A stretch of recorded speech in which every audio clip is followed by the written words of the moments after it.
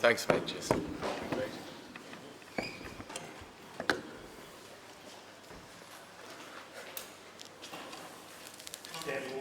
start with you to check in. Cameras all rolling at the back? All good, yeah? Cool. Talk to you, mate. A lot of people wondered, question whether this attacking form would work. It has worked. How pleasing is that? Yeah, I think it's quite hard not to be pleased when you finish off a summer of 7 tests and coming out on the right side in 6 of them. So, yeah, I mean, look, a lot of credit has got to go to everyone involved in English cricket this summer, from the players to the management to the backroom staff, because, you know, it's not just about the 11 guys out on the field who sort of have to believe and buy into a new way of playing. It's about everybody around you. You know, the language that gets spoken in the dressing room by everybody. You know, the coaches, the way in which they work with all the players as well. So, you know, this has been a huge collective sort of, you know, responsibility put on everyone this summer, and everyone's dived into it, and everyone's, you know, really taken to it like a duck to water, I would say. And as you move into the winter, you face different challenges, different conditions. Does the approach remain the same? Yeah, I think that's, you know, obviously when we go to Pakistan, it's going to be a completely different environment that we find ourselves in. We will more than likely be faced with a lot more spin, and it's how we find a method of counteracting that, but in the same, you know, positive mindset that we had this summer against, you know, obviously seam dominated summer, which always seems to be the way in England. So we go to Pakistan knowing that we've got that, but, you know, we will still be training and focusing on the sort of mindset that we've taken into the summer. We will just have to maybe implement it in a different way. 50 for Zach Crawley here. Will he and Alex Lees continue to open batting in Pakistan? It's a big question to ask just after. Look, we've got obviously a new tour coming up. There'll be a selection process, but what they've done this summer is what we should be focusing on. You know, they've not got the number of runs that they would have liked to, but opening the batting in England is always a very, very challenging thing to do. But what they have done is they've been the guys who have set the tone for these particular moments for us. You know, even in our first innings, I know 13 runs is not something that a batter wants to be sort of given praise for, but, you know, when we came to bat in our first innings, it was about trying to get these runs as quickly as we possibly could, because that wicket was something that we didn't feel, if you were just to hang around, there was a ball with your name on it. So we wanted to get ahead of the game. We wanted to produce a result, whether it goes our way or South Africa's way. But those two have been great, and, you know, that partnership again last night was testament to two guys who have taken away any selfish goals in their international career and really focused around what is required and what was needed of the team, because we wanted to knock that score off last night.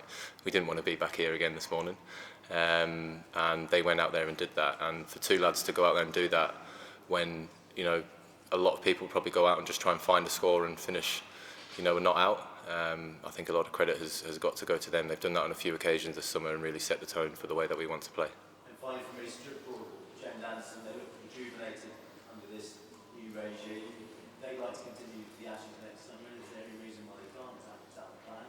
Absolutely not. If they keep, you keep picking people if they keep performing. Stuart Broad and James Anderson have done that, you know, for however long now. They are the two guys that I turn to, Joe always turned to for something to break the game open, and, you know, that spell after the lunch break yesterday, I think, where they came in and took those wickets, really brought the game back into our favour. And, you know, those guys stand up in the big moments. And, you know, if Broady wasn't to be playing, I think Davey Warner might sleep a little bit easier if you knew that. So you've got to take that in consideration. Okay, we'll go Vish, Stefan, Will, George, and then Chris. Ben, you know, you're always someone who lives every ball, whether you're in field or in change room, but it felt like you were basically playing every Zach Crawley ball last night with him. Considering where he has been for the summer and the way he was chinning the ball last night, how have you made this kind of progression through to where he is now, and what have you seen of his character in that time as well? Yeah, I think, you know, what we've seen yesterday and this morning of Zach is what we know that he can produce. And then you flip that around to the innings that he played in Manchester. He's someone who can read the situation and know what is required of him at different times, different situations, different conditions. And for him to walk off at the end of this innings not out, leading us to victory is something that you want to see your younger guys doing, and guys who who may feel like they're under pressure. That innings last night and walking off here would have given Zach a huge amount of confidence within himself. He knows that he's got the confidence and the backing of the dressing room, but there can always be that self-doubt when things aren't going your way. But the way that he went out and played yesterday was just awesome, and it does give me and everybody else in the dressing room huge excitement, and we feel proud for your players when they go out and do something like that. So it was great for Zach, and I'm sure he's pretty chuffed with himself. You've always backed him, throughout the summer you've been open with that, but were there any moments where you worried a bit about him, about his stay or anything like that? No, honestly, no. Probably the best thing to say would be to say no here, but I can categorically say at no stage throughout this whole summer have I ever doubted Zach Crawley opening the batting. Stefan. Obviously, to win 6 out of 7 is great, but presumably you want this just to be the start of something. So, how do you kick on, and where would you like to see the team improve even more? I think it would be silly not to reflect on this summer with and just sort of not take too much into it, because it is a very special thing that we've managed to achieve this summer. But you are right, it is something that we are going to have to try and continue to do. When we go to Pakistan, we can't live off the fact that we've won 6 out of 7 games, because what we're presented with is a completely different challenge. So we want to go there and just keep continuing the form that we've showed, and more of the way in which we play. And as Baz has said, just walk towards that danger of what Pakistan is going to throw at us. It's a hot country. You're not going to get anywhere near as assistance with the ball as you do in England. You're going to be facing a lot more spin, and that's a new challenge for us, and something that we're excited by, to go out there and show off that different situations we can still go out there with the positive mindset and look to always try and put the pressure back onto the opposition. In English cricket, we can get a bit obsessed about the Ashes. What you're already kicking your lips about next summer and taking on that Australian team with the way you've been playing this summer? I think when you've got an Ashes coming up very soon, it's hard not to look at it, especially with how the last Ashes trip went. But look, we've got to concentrate on Pakistan first and foremost, and then look to plan against Australia. But I'm excited by the Ashes next summer, especially with the way in which we're playing, and I think it's a lot's getting spoken about. How English cricket and the Test team is now playing. So I'm looking forward to the challenge, and that again is a different challenge. We know how good Australia are. Not just with the bat but also with the ball.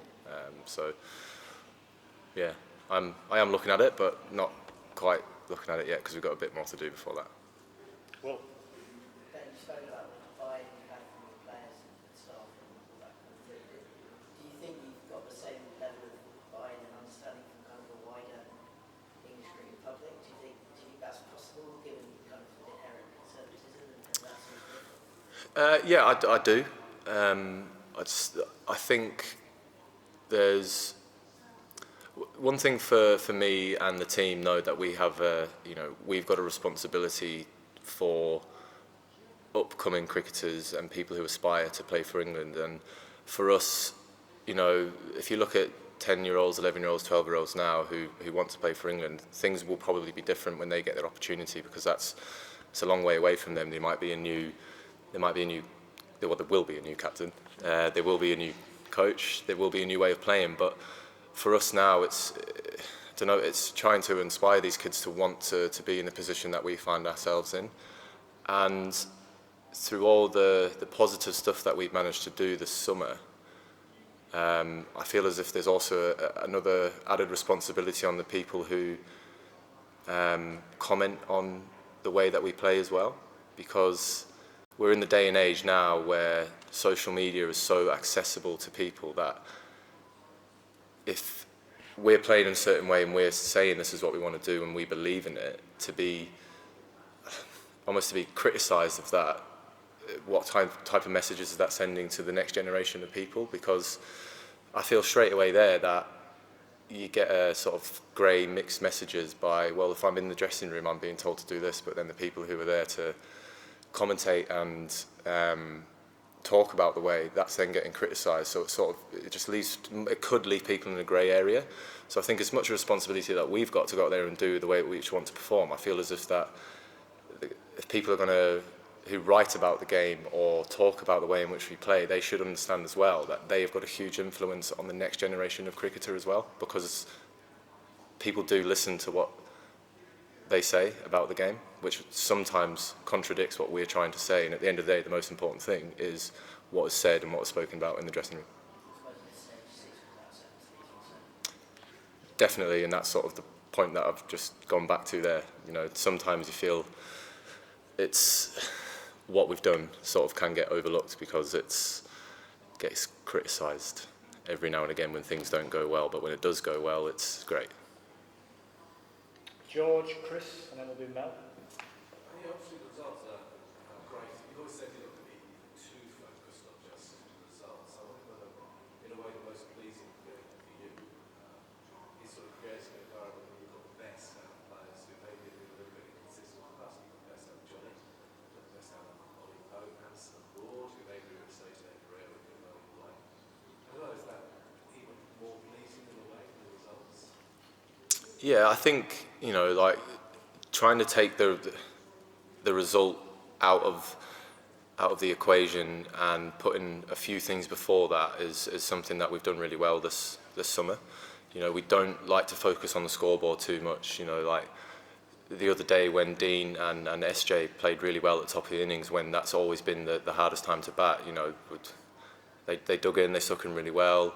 You look up at the scoreboard, they get up to us, then they go past us. You know, we just took that scoreboard away, and we knew that if we were to stick to what we do well, we knew that we would get wickets in clusters.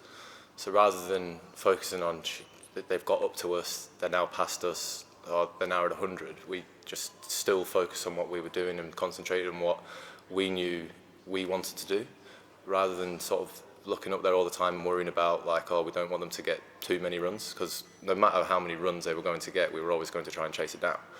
It just makes it a lot simpler.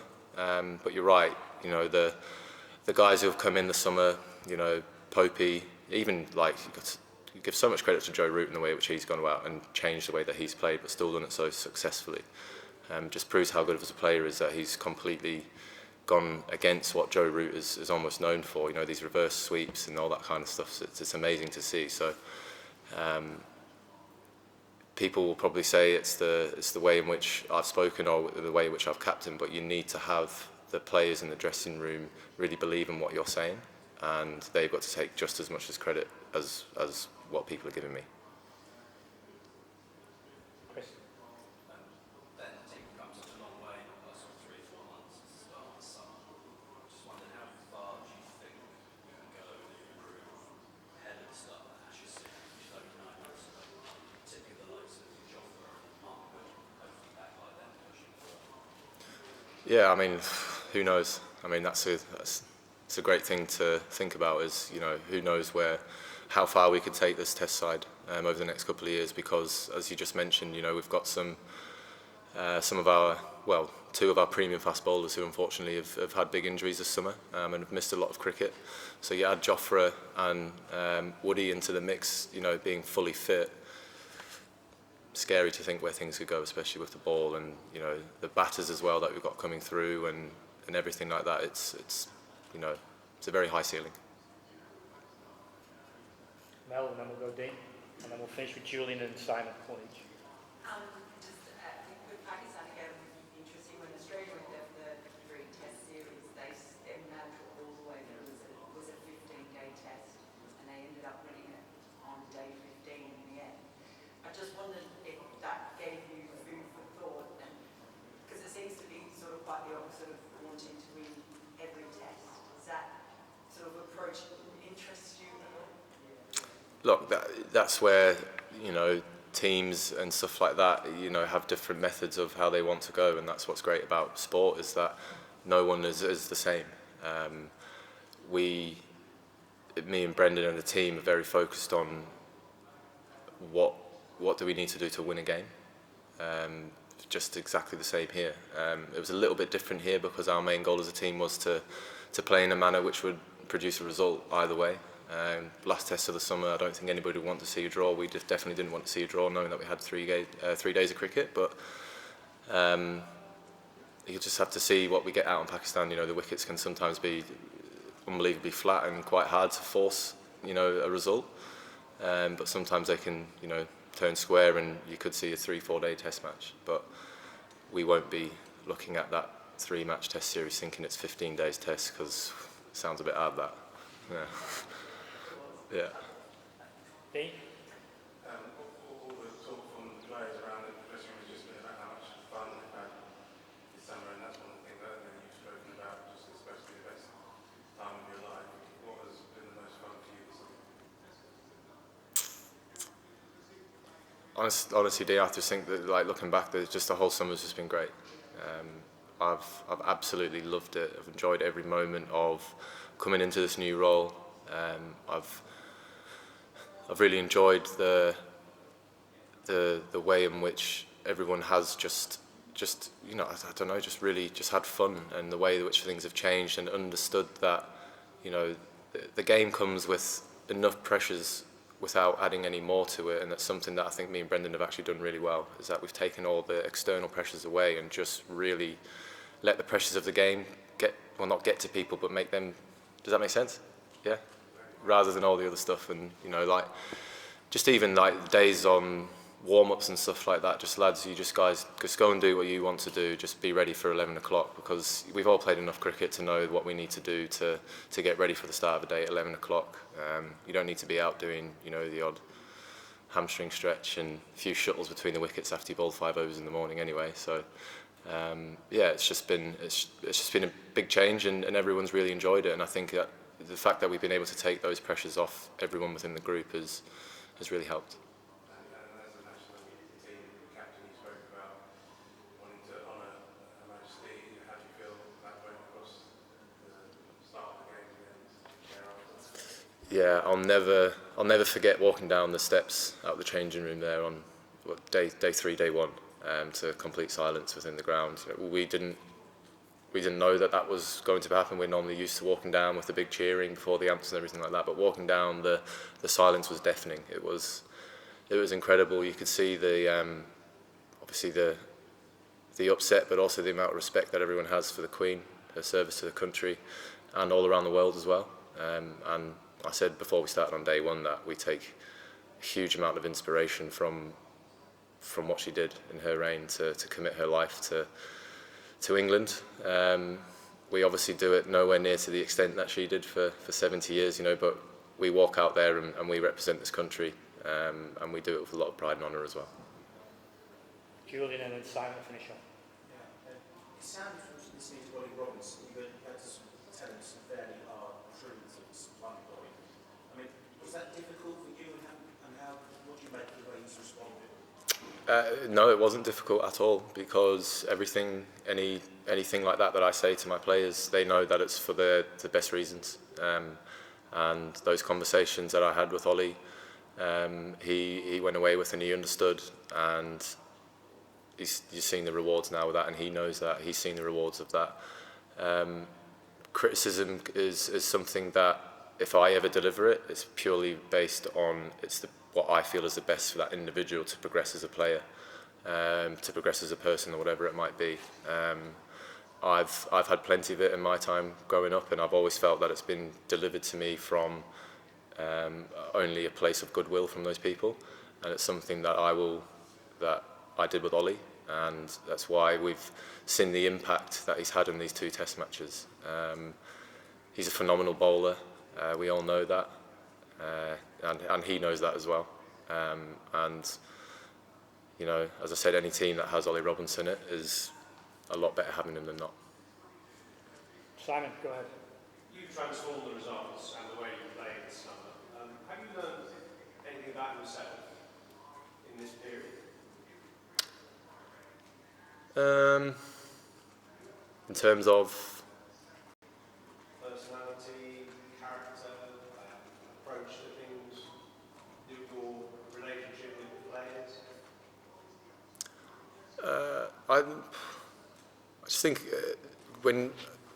before I officially took the role on, one thing that I was very true to myself on is that I don't do things because you feel like it's going to, I don't know, come across in the right way to other people. You know, I've obviously got the responsibility here of being England captain, and who knows how long it was going to be, but I was very aware that, you know, I was going to commit to it how I wanted to do it. You know, there will be captains before me who did it in their way. There will be captains after me who will want to do it in their way. But one thing that I wanted to do was just to make sure that I stay completely true to myself, and you know, honesty and authenticity is something that I really wanted to keep this summer, and something that I want to do going forward.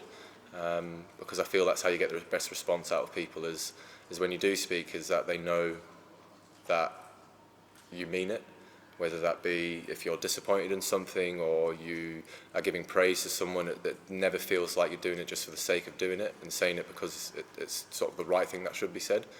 I feel as every time I speak and say something that everyone knows that it's completely genuine. Brilliant. Thank you. Good. Cheers. Sweet. Thanks, guys. Cheers. Thanks for all your cooperation this summer. Yes, thank you.